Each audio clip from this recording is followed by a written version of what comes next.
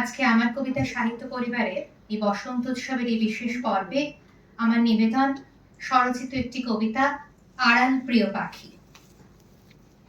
কবিতার শিরোনাম আড়াল প্রিয় পাখি, কলমে আমি দেবারতী রায়। রং খেলাতে ইচ্ছে ভীষণ, যতই দাও বাধা, পরশ সুখে থাকবো মেতে ভালোবাসায় বাধা।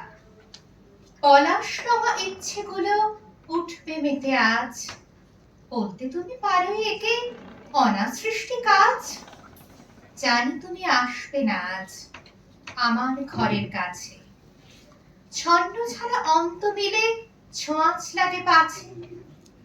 তবুও আমি বসন্তকেই দু চোখ ভরে দেখি, মন ফাগুনের গান ধরেছে আড়াল প্রিয় পাখি।